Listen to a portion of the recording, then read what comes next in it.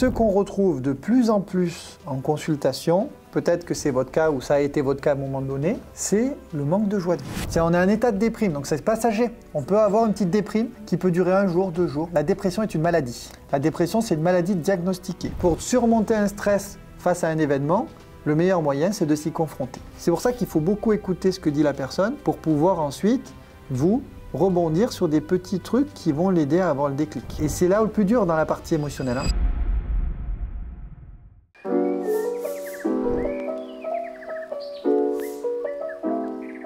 Et on va voir maintenant les 6 émotions principales. Alors, les émotions, on les connaît tous, mais ce qui va différencier là, c'est qu'on mette vraiment les bons mots sur ce que c'est et qu'on voit un petit peu l'évolution de l'émotion au 21e siècle. Parce que la peur originelle et la peur du 21e siècle, elle a quand même changé. Donc c'est surtout ça, parce qu'on est obligé de s'adapter à notre temps, mais bon, c'est quand même normalement pas inconnu de votre part. On va juste clarifier tout ça. On va commencer par la joie. La joie, je pense que c'est l'émotion dont je vais le moins parler parce que tout le monde sait ce que c'est. Celle-là, il n'y a rien de spécial à savoir. Donc c'est une émotion positive, communicative, qui vous met dans des états positifs, etc. Par contre, ce qu'on retrouve de plus en plus en consultation, peut-être que c'est votre cas ou ça a été votre cas à un moment donné, ça arrive, c'est le manque de joie de vivre. J'en ai beaucoup. Des gens qui n'arrivent plus à trouver de la joie dans leur vie, de la joie dans leur quotidien, qui ont plus l'impression d'être heureux. Il y en a beaucoup, malheureusement. Cette émotion qui est très positive, finalement, quand on l'a connue et qu'on l'a plus, ça crée un trou qui peut amener à d'autres émotions derrière, de tristesse, etc. Donc c'est pour ça que c'est une émotion positive, oui, mais quand on en manque, ça peut être problématique. Pareil, ce qu'il faut faire attention, c'est que les émotions, il faut les vivre de manière équilibrée. Ça veut dire que je fais souvent le schéma qu'on apprend en psychologie, parce que j'ai quelques notions, j'ai fait quelques trucs en psycho. La vie, on a un trait qui représente le départ, donc c'est l'an 0. On trace une ligne avec une flèche, qui est le cheminement de la vie, on ne sait pas où ça s'arrête. Et ensuite, en psychologie, on dit, les 80% des gens, c'est ça, leur vie. Donc une sinusoïde, ça veut dire quoi? On est hyper heureux, hyper content, paf, un truc qui se passe, on est au bout du rouleau, c'est difficile, etc. Hop, on rebondit, on est hyper heureux, hyper content, paf, un truc compliqué, on redescend. Et en fait, on fait que ça. Donc ça, c'est très vulgarisé. Tous les êtres humains ne font pas ça. Ça, c'est ce qu'il faut justement pas faire. Ça veut dire qu'il faut trouver un équilibre qui va faire qu'au lieu de faire ça, qu'on fasse ça. Le plus possible près de la ligne droite.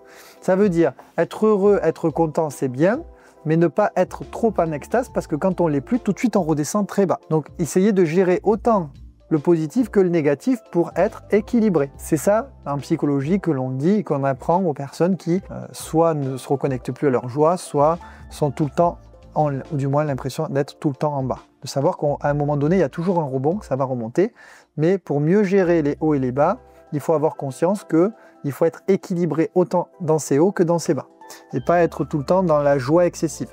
C'est pas facile, c'est juste de la théorie.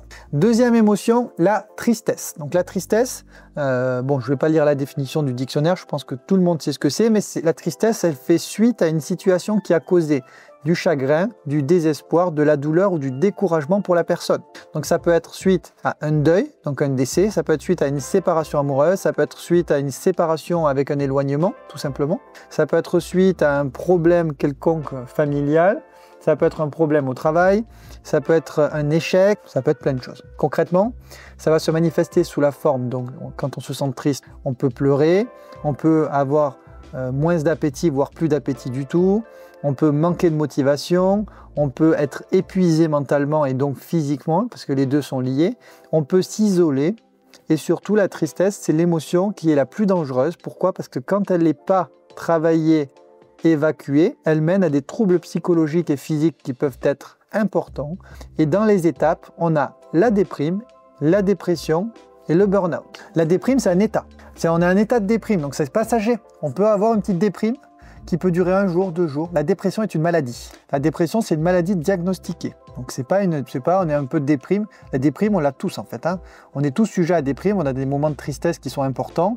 On a un peu de déprime, c'est pas pour autant qu'on est en dépression. La dépression, c'est vraiment une maladie et qui va se manifester par quelqu'un qui est dans un état de déprime, certes, mais constant, permanent. Et donc là, ça devient une maladie. Donc il faut faire la différence. Hein. Parce que quelqu'un qui vous dit « je suis en dépression », des fois, en fait, il n'est pas en dépression diagnostiqué. Il est juste en déprime. Il est dans un moment où il ne se sent pas bien, mais il n'est pas diagnostiqué comme étant dépressif. Il n'a pas forcément de suivi ou de traitement. Les gens, ils font vite les raccourcis. Donc, c'est à nous de comprendre qu'il y a des étapes. Parce que la déprime, ça ne se travaille pas pareil que de la dépression vraiment. Quelqu'un qui est en dépression, très souvent, ils sont sous traitement, hein, très souvent. Parce que comme c'est une maladie, en face, très souvent, il y a le traitement. Et donc, nous, quand il y a traitement, on ne travaille pas pareil. Donc on apprendra ça bien sûr demain. Mais c'est pour vous dire que c'est important de voir la différence. Et le burn-out, qu'est-ce que c'est? Le burn-out, c'est tout simplement une personne qui a tiré tellement sur la corde, peu importe le sujet, qu'à un moment donné, l'ampoule, elle pète. Et quand elle pète, il y a tout qui s'arrête. Le mental et le corps. C'est le blackout. Et il y a des séquelles. C'est-à-dire que des gens qui ont des burn-out, j'en suis depuis des années, leur capacité cognitive mettent des années à revenir. Leur concentration, tout ça, ça laisse des traces dans le cerveau. Quand le cerveau il passe sur off, c'est très difficile pour les gens de retrouver leur même clarté d'esprit, leur aisance de réflexion. Et donc le burn-out, c'est vraiment un état qui est différent de la dépression, c'est pas pareil. Parce que la dépression, on y va à la suite de profonde tristesse, etc. Les gens qui font un burn-out ne sont pas spécialement tristes. Hein.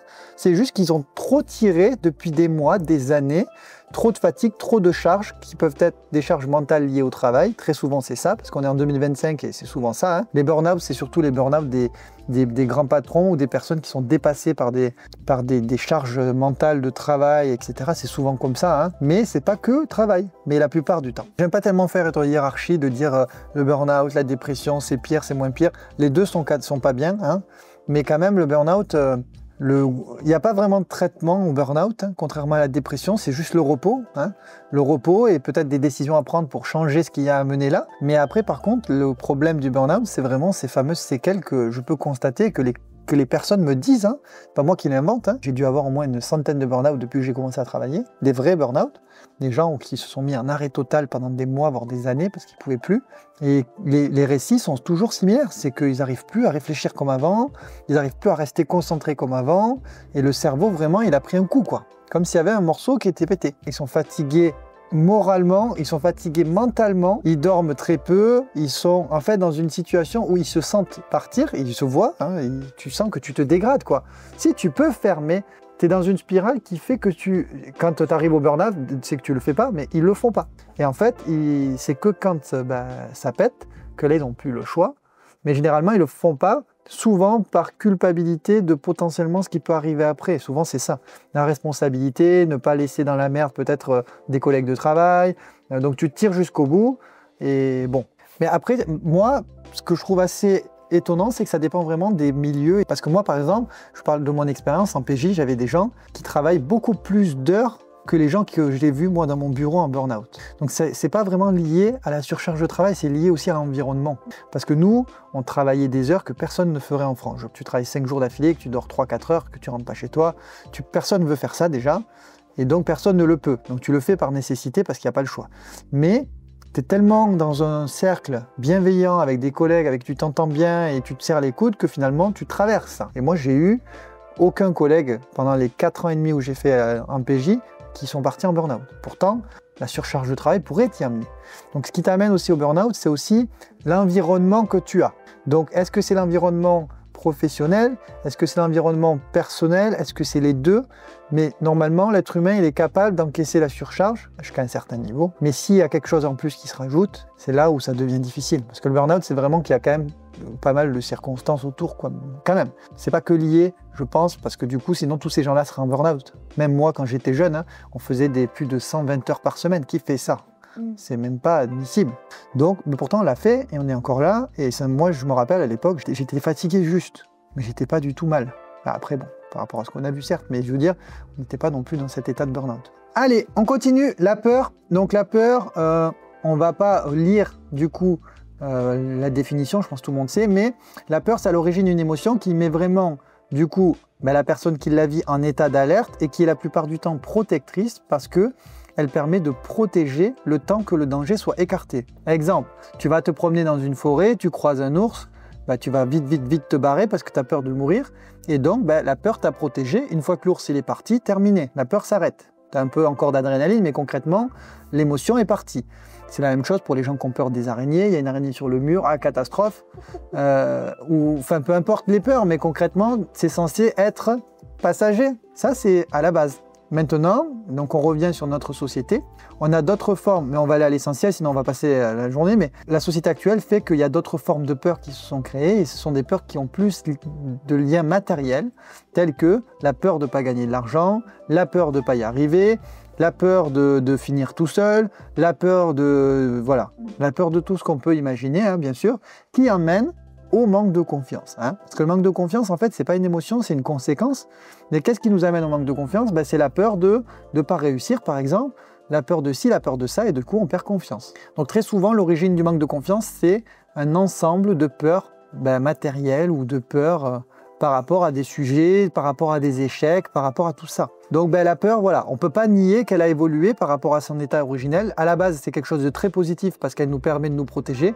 Aujourd'hui, c'est quelque chose qui nous entrave quand même. Parce qu'elle nous empêche d'avancer sur certains sujets parce qu'on regarde trop devant et pas assez le bout de nos pieds, justement. Des fois, on dit qu'il faut regarder plus loin que le bout de notre nez.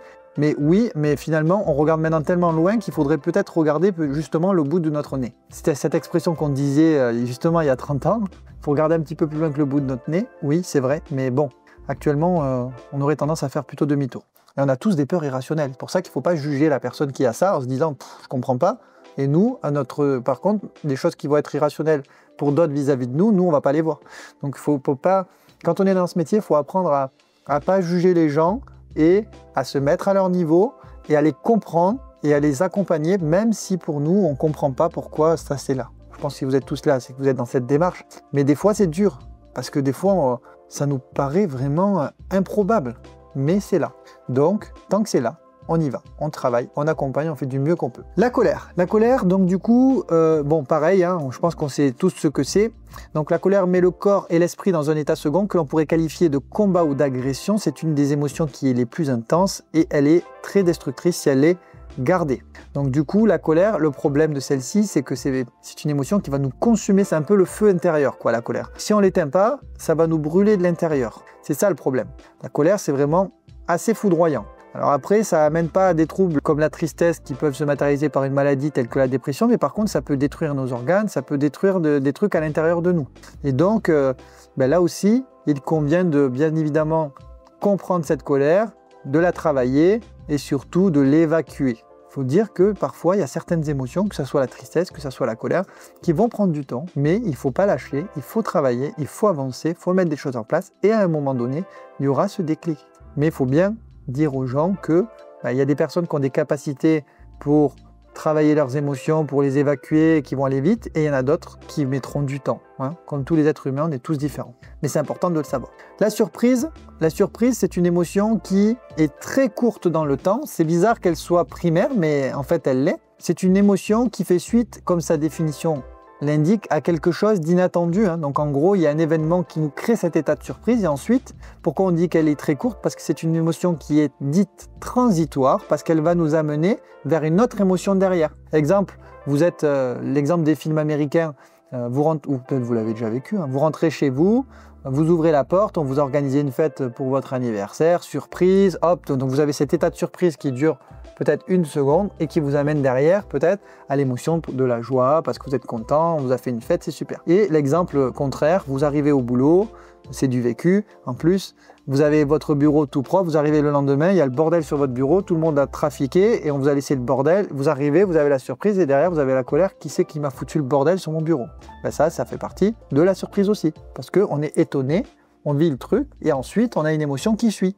Donc c'est vraiment une émotion qui est très transitoire, donc elle est neutre. Elle n'a pas de positivité ou de négativité, celle-là. Et la dernière, c'est le dégoût. Alors le dégoût, c'est vrai qu'il est un peu moins actuel, parce que maintenant, on se fie aux dates de péremption. Mais le dégoût, c'est une émotion qui la définition tout le monde là, je ne vais pas la dire, mais qui était très protectrice parce qu'elle permettait à l'origine de savoir si, par exemple, un aliment était consommable ou pas. Comment on faisait? On sentait, on regardait. Si l'aliment ne nous dégoûtait pas à l'odeur et au regard, on le mangeait. Aujourd'hui, on le fait encore parfois quand l'aliment a dépassé la date de péremption. Qu'est-ce qu'on fait par réflexe? On le fait tous, c'est un réflexe instinctif. Hein. On va regarder, sentir. Bon, ça va, ça pue pas, je pense qu'on peut le manger. Mais ça, à l'époque, ils faisaient tous ça. Parce qu'ils n'avaient pas écrit la date. Et c'est vrai que, par exemple, les animaux, c'est extraordinaire quand vous regardez le comportement. Même si c'est votre chien, même si c'est les croquettes que vous prenez de son bac, regardez le comportement du chien, donnez-lui la croquette, avant de la manger, il va faire le petit geste parasite de « je sens d'abord » quand même. Normalement, ils sont censés faire ça. Donc voilà. Donc par contre, le dégoût, là aussi, il a évolué par rapport à la société actuelle. Moi, pour le coup, j'en suis le principal concerné. On peut être dégoûté par des choses qui se passent et qu'on juge comme immorales. Hein. Exemple, la maltraitance, ça peut être la maltraitance animale, ça peut être la maltraitance de l'être humain, ça peut être le plastique dans les océans, ça peut être tout ce genre de choses qui nous dégoûtent profondément et sur lesquelles on fait des actions personnelles parce que ça nous dégoûte et qu'on ne veut pas participer à ça. Donc voilà, donc ça par contre c'est aussi une émotion qui a évolué. Après il faut se contrôler parce que sinon on tombe dans une sphère où ça nous atteint nous-mêmes aussi. Exemple, les gens qui sont engagés dans la cause, c'est très difficile parce qu'ils sont tellement atteints qu'ils vivent plus normalement. Parce que moi, comme je suis végétarien, j'ai des amis véganes engagés dans la cause et ils sont tout le temps dans la colère constante. Donc ça les atteint personnellement. Donc ils sont même plus heureux dans leur vie parce qu'ils font du combat toute la journée. La cause est bonne, mais du coup, ils profitent plus de leur vie comme avant. Et moi, du coup, je considère que de toute façon, ça sert à rien parce que le grand public, il fera ce qu'il veut. Donc moi, je fais pour moi. Comme ça, je suis aligné. Mais ces gens-là, c'est difficile parce que du coup, moi, j'en suis du coup parce qu'ils sont en limite atteints psychologiquement par ça. Donc du coup, c'est leur problème. Ils n'arrivent pas à encaisser que les gens soient comme ça. Mais ça existe, donc ça fera partie peut-être des gens que vous aurez face à vous. Donc que vous les compreniez ou pas, on s'en fout encore une fois, c'est leur problème à eux. Nous, on est là pour les accompagner à se sentir plus sereins, mieux, hein, qu'on les comprend ou pas d'ailleurs. Bien, on enchaîne sans transition sur les problèmes émotionnels. Donc les problèmes émotionnels, on l'a vu tout à l'heure. Donc stress, anxiété, angoisse, manque de confiance, manque d'estime. Donc on va les voir. Donc le stress, c'est un état qui est décrit dans le dictionnaire comme étant un état réactionnel de l'organisme soumis à une agression brusque. Il a été identifié pour la première fois par les travaux au XXe siècle du docteur Hans Selye, endocrinologue au Canada. Et lui, il a décrit le stress comme une réponse de notre organisme et un facteur d'adaptation face à une agression psychologique, physique et physiologique. Quand on regarde entre les lignes, ça ressemble quand même étrangement à une émotion, hein, quand même. Donc il identifie deux types de stress, le stress positif et le stress négatif, donc ça on en a déjà tous entendu parler. Le stress, c'est donc un mécanisme qui est naturel, qui est normal, qui est commun et similaire à tous les êtres humains, donc c'est comme une émotion en fait. Sauf que le stress, c'est généralement là aussi quelque chose de passager. Ça veut dire que ce qui nous crée cet état de stress est censé s'arrêter une fois que la source est partie. Exemple, on en a parlé en début de la formation, mais vous avez, je sais pas moi, un entretien, c'est un exemple con, mais il y a certaines personnes qui sont très stressées, c'est un exemple qui pourtant n'a pas de vertu dangereuse ou autre, mais tu as envie de réussir, donc tu veux pas louper le poste qui t'intéresse, donc tu te mets un stress énorme pour cet entretien, et normalement, une fois que l'entretien est passé, tu es soulagé d'être passé. C'est un peu pareil quand on vivait, moi je me rappelle quand j'étais jeune, même maintenant, hein, quand tu as envie de réussir, tu te mets toujours un petit stress qui te dit j'ai pas envie de me louper parce que je veux que ça marche, je veux avoir de bonnes notes, ou quand j'étais en police, je me mettais du stress pour toujours réussir et tout. Mais ça veut pas dire que ça va m'entraver. C'est pour ça qu'on appelle le stress positif aussi. Le stress nous permet des fois, le positif, de bien nous préparer à quelque chose, des fois de nous surpréparer et du coup d'arriver au quelque chose en se disant en fait c'est beaucoup plus simple que ce que je pensais, ou à l'inverse, d'arriver au truc et de perdre tous ses moyens, et ça c'est le stress négatif. D'ailleurs les jeunes, c'est pour ça que c'est commun, similaire à tous les êtres humains, déjà à l'école, il y a déjà des petits qui perdent leurs moyens par le stress, parce que ils apprennent tout, ils connaissent tout par cœur à la maison, et devant leur copie, il n'y a plus personne. Et ça fait partie du jeu, malheureusement. Le stress, c'est comme ça. Ça se travaille, par contre. D'ailleurs, quel est le seul moyen de combattre le stress pour vous? Alors la respiration, c'est du curatif. Ça veut dire que la respiration, ça vous permet de moins ressentir cet effet comme au début de la formation, mais le seul moyen de combattre un stress qui va apparaître quelque chose, c'est de se confronter à ce quelque chose et de se le confronter régulièrement. Pour surmonter un stress face à un événement, le meilleur moyen, c'est de s'y confronter. Exemple, si vous êtes stressé pour un entretien, vous allez être stressé beaucoup au premier, et si vous en faites 20 d'affilée, le 20e, il sera beaucoup plus cool que le premier. Parce que vous êtes passé peut-être 20 fois avant, vous avez fait l'exercice, voilà.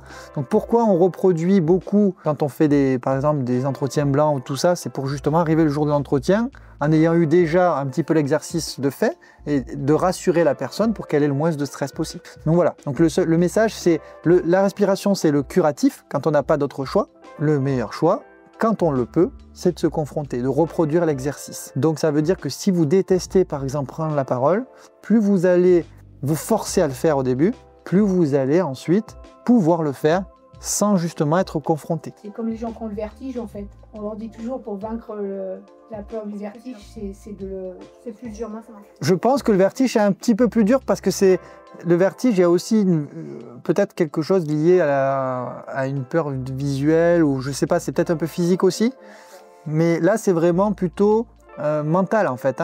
C'est vraiment le mental, le stress, c'est créé par quelque chose qui va arriver et qui est plutôt mental et psychologique. Pour le vertige, je sais pas, peut-être qu'en s'y confrontant, on pourrait améliorer, je sais pas, j'ai pas la réponse. Par contre, ce qui est sûr, c'est que pour quelque chose de simple, tel qu'un entretien par exemple, c'est facile à travailler, enfin c'est facile, c'est jamais facile, mais c'est travaillable. De toute façon, je dis toujours c'est facile, mais c'est jamais facile, je veux juste dire que c'est possible plutôt. Faut pas se dire, dans votre cas, c'est sûr que si vous dites toujours « moi j'y arrive pas », c'est sûr que vous n'y arriverez pas.